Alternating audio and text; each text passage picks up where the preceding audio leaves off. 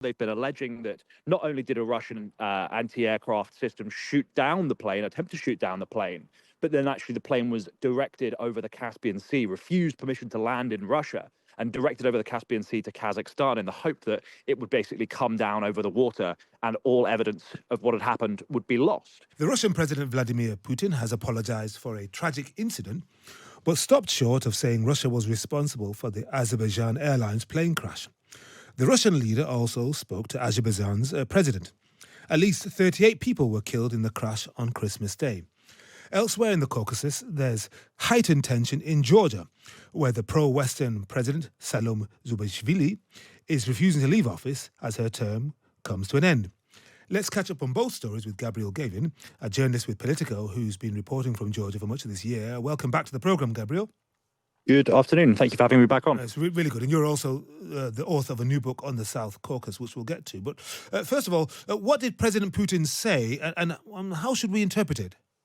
Well, so according to a statement from the Kremlin this afternoon, Vladimir Putin spoke with Azerbaijan's leader Ilham Aliyev and apologized for the apparent downing of the plane, insisting that, while he was refusing to take responsibility for that plane being allegedly shot down, he was sorry that the incident had occurred in Russia's airspace. But I think frustration and anger, particularly inside Azerbaijan, is growing, and it's growing with the support of the state that usually very tightly controls the media. And they're effectively calling, this is an apology they've been calling for. They've been alleging that not only did a Russian anti-aircraft system shoot down the plane, attempt to shoot down the plane, but then actually the plane was directed over the Caspian Sea, refused permission to land in Russia, and directed over the Caspian Sea to Kazakhstan in the hope that it would basically come down over the water and all evidence of what had happened would be lost. But actually, because of the kind of heroic shift put in by the two pilots, both of whom sadly died in the crash, that didn't happen. And actually, so many people, against all odds, survived when it made ground in Aktau, Kazakhstan. Well, but Gabriel, for the last 72 hours, the Kremlin has not admitted responsibility. It's stuck to the line that these things are very complicated. It's a difficult zone. What do you think persuaded the president himself to go further? For me, I think it's the fact that the questions growing are pretty incontrovertible. I mean, you saw that Russia was responding to drone strikes across the South Caucasus. Obviously having the Ukrainians have been stepping up their efforts to try and undercut Russia's war machine, to target its energy networks, produce oil and gas that it uses to pay for its war on their country. So we saw that the Russians were scrambling to fight drone warfare at the same time. And I think the increasing testimony, several outlets today have spoken to survivors from that plane crash who say they reported hearing blasts, saw shrapnel on board. There's a black box recorder, presumably from the cockpit, that will come out very soon. And I think the Kremlin wanted to get this out of the way before, jumping before they were pushed. So I think, the anger that Azerbaijanis have been expressing is, required a response. Yeah, and this, of course, is in a region that Russia considers its backyard. Well, Russia has firmly considered its backyard, all the way through the days of the Russian Empire, then through the Soviet Empire. I mean, my impression is very much that most people in the South Caucasus don't want to be in Russia's backyard. They want to be in their own, living room. And I think what's happened in recent years is we've seen a dramatic realignment in the South Caucasus. And actually, Azerbaijan has historically had fractious relationships with Russia, but in recent years has managed to play the game of influence with Moscow much more effectively than its rival Armenia. I mean, that's what you mentioned. My book out in January, the first week of January, is on. It very much focuses on that and the humanitarian crisis that resulted as a result of kind of people depending on Russia as an ally and failing to accept that the Russians are not a particularly reliable partner. But meanwhile, of course, you've mentioned this already, Georgia is an active hotspot for kind of the battle between Russian and Western influence, at least according to the people who turn out night after night to protest. Yeah, can you tell us a bit more about that? Because we have an outgoing president, Salome Zurabishvili. She's pro-Western, and she is at the end of her term, but she's refusing to leave office. Now, this sounds like a crisis, if ever there was one. Well, historically, Georgia's presidents have basically been around to, cut the ribbon on community centres and smash bottles over the front of boats. But Salome Zurabishvili has been a thorn in the side of the ruling Georgian Dream Party as it becomes increasingly authoritarian, pursues closer relations with Russia, and suspends its talks to join the EU. So Zurabishvili's become kind of a figurehead for the opposition, and as a response to this, seemingly as a response, the Georgian Dream Party effectively moved to abolish the idea of a directly elected president, and instead has moved to appoint one through parliament as a replacement. And they've chosen far-right former footballer turned politician who had never really been massively considered as a kind of frontline political player. Yeah, this is the Mikhail former Man City Saakashvili. footballer Mikhail Kavelashvili, which will strike some people as extraordinary. Yeah, it's kind of an appointment out of left field, but it's another example of the fact that Georgia's politics is kind of centrally directed by one man, oligarch Bidzina Ivanishvili, the founder of the Georgian Dream Party, who most analysts say is responsible for the country's shift towards Russia. And we have now this, we've had for the past year, we've had massive street protests, tens of thousands of people turning out across the country, demonstrating, calling for the government to reverse course since the elections in October, which are hotly contested, and the opposition say were rigged in the favor of the government. We've seen massive demonstrations, but they've never really produced any action palpably.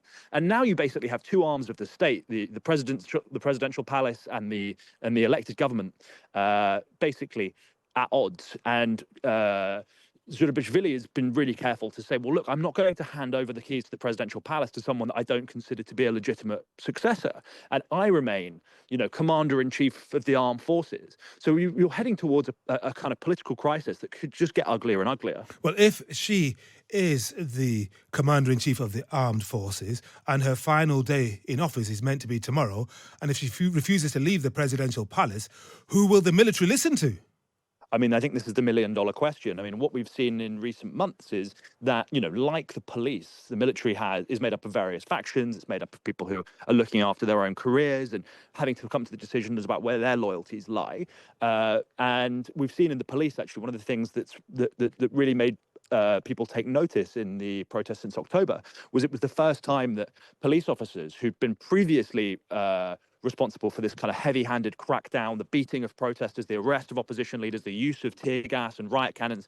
For the first time, we were seeing senior police officers effectively quitting their jobs and defecting, saying they were uncomfortable with what was going on.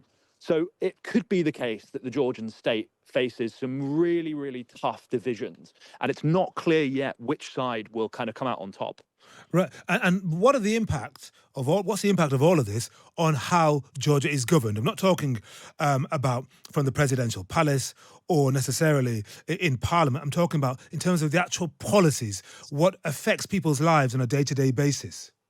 Yeah, well, just a year ago, Georgia was awarded candidate status for the EU. And with that comes hundreds of millions of euros in funding that people in Georgia desperately need. I've been to these villages, these rural communities where EU and US funding is entirely propping up the agricultural industry, the winemaking industry, honey making, jobs that actually ordinary people have.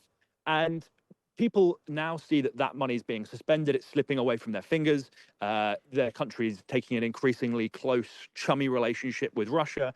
There's more trade with Russia than I think most people would be comfortable with. So there is this question of, well, do we have in place an opposition government, a government that it only exists in theory because the opposition more often than not can't agree on what they actually want to do. That basically, if they can get together a coalition that tries to repair relations with the EU, sees that flow of money restored, tries to pursue EU integration by doing things like anti-corruption reforms, working on the rule of law and democracy. That's one option that many of the protesters I've spoken to want to see happen. Or the alternative is, a continued rule by the same cohort of people who are currently in power. And a continued kind of polarization of Georgian society. This is a government that has basically banned all public reference to the LGBTQ plus community. It wants to see content like films censored to cut out things like this. So it's effectively a choice between European integration or kind of, picking another side in the culture war. Yep. And Gabriel, I hesitate to ask this as a final question, but your book, Ashes of Our Fathers, is reviewed in the Times today, and that's an account of the poisonous Armenia-Azerbaijan conflict. And the Times review says your book is really a reminder that the international community always betrays civilians. So the people in that country can't expect anything from those outside, the Americans, the UN system, etc. I mean, I think it's unfortunately a very cynical view, one that has been proven right time and time again, is that the West, in its belief in the international order, seems to be unable to kind of uphold international rule of law. I think we've seen it in conflicts from Eastern Europe to the Middle East, that war criminals are going unpunished, that people who have a theoretical humanitarian right to aid aren't receiving it. And I think one thing that, I think the Georgia example is yet another one that shows that, we're just not taking the threat seriously enough in the West. This country that was for a long time the golden child of democratization, of Westernization, has basically seen its path reversed in the space of 2 or 3 years. And what's really, I think, distressing for many Georgians is that they're the ones going out there waving EU flags, facing water cannon, facing tear gas, facing arrest, facing beatings, and the EU has been unable to even agree on imposing sanctions because Hungary continues to block it, and EU sanctions require unanimity. Meanwhile, the US and UK have imposed sanctions. Brussels has been silent. So people do feel like when they throw in their lot with the West, at the moment, that's not being upheld. The other side of the bargain isn't being upheld. And I think if that situation continues, and this is, I think, where my book tries to kind of set up as a warning. If that situation continues, it's going to be far harder for people fighting for justice and human rights across the world to see any kind of support. Gabriel Gavin, reporter on the Caucasus for Politico and author of Ashes of Our Fathers, which is reviewed in the Times today. Thank you very much indeed for joining us on Times Radio.